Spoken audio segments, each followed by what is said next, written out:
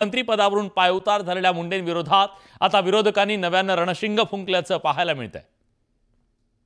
वाल्मिकी कराडांनी हा फोन ठेवून तो फोन ठेवल्या स्वतःच्या फोनवरनं त्यांनी धनंजय मुंडेंना फोन केलेला आहे। धनंजय मुंडे स्वतः 302 मध्ये आहे।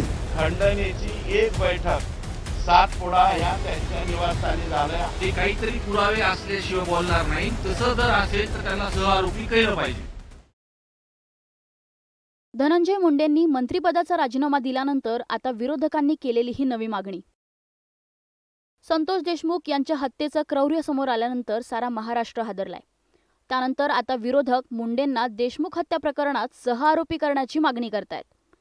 वाल्मिक कराड आणि धनंजय मुंडेंचे घनिष्ठ संबंध होते, तर धनंजय मुंडेंच्या बंगल्यावर वाल्मिक कराड आणि साथीदारांनी खंडणीसाठी एक बैठक घेतल्याचा आरोप राष्ट्रवादी काँग्रेस शरद पवार पक्षाचे नेते संदीप क्षीरसागरांनी केलाय।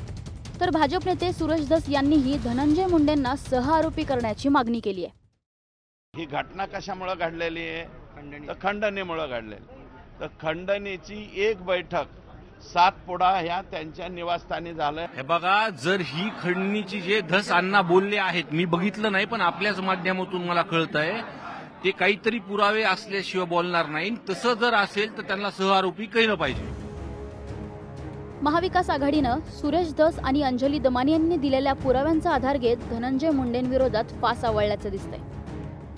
संतोष देशमुखांच्या हत्येनंतर कराडनं मुंडेंशी संवाद साधल्याचा आरोप सुप्रिया सुळे आणि रोहित पवारांनी केलाय। क्रूर हत्या चालली होती तेव्हा यांनी फोन व्हिडिओ कॉल हे वाल्मिक कराडांना केलेले आहे। वाल्मिक कराडांनी हा फोन ठेवून तो फोन ठेवल्या स्वतःच्या फोनवरनं त्यांनी धनंजय मुंडेंना फोन केलेला आहे। हे मी आरोप करत नाहीये, हा फॅक्च्युअल सिच्युएशन आहे जी सुरेश धस, अंजली दमानी आणि सगळ्या चॅनल्सनी दाखवलेली आहे। धनंजय मुंडेंना सुद्धा सहआरोपी केलं पाहिजे, कारण का भाजपच्याच एका आमदारांनी सांगितलं होतं की जे पैसे एक्स्ट्रॉशन एका कंपनीकडनं केलं गेलं आणि हे जी सगळी मुळं तिथूनच सुरुवात होतात, ते एक्स्ट्रॉशन आणि त्या पद्धतीची बैठक कुठं झाली असेल तर धनंजय मुंडेंच्या घरी झाली होती। त्यामुळे सुरुवात तिथं झाली असेल तर सहआरोपी हे धनंजय मुंडेला केलंच पाहिजे आणि पारदर्शक पद्धतीने या सगळ्या गोष्टीचा तपास झाला पाहिजे। मराठा आंदोलक मनोज जरांगेंनी तर मुंडे हे हत्या प्रकरणातील आरोपी असल्याचं सांगत त्यांच्यावर कठोर कारवाईची मागणी केली आहे। धनंजय मुंडे स्वतः 302 मध्ये आहे। आवादा कंपनीच्या सिक्युरिटीचा वाद आणि खंडणी प्रकरण पुराव्यानिशी उघड झाले। याच प्रकरणातील खंडणीसाठी मुंडेंच्या सातपुडा बंगल्यावर बैठक झाल्याचाही आरोप करण्यात येतो। त्यामुळे आता मंत्रिपदावरून दूर झाल्यानंतरही मुंडेंमागील शुक्लकाष्ट कायम असल्याचं दिसतं। परिणामी या प्रकरणात आता मुंडेंना सहआरोपी केलं जातं का?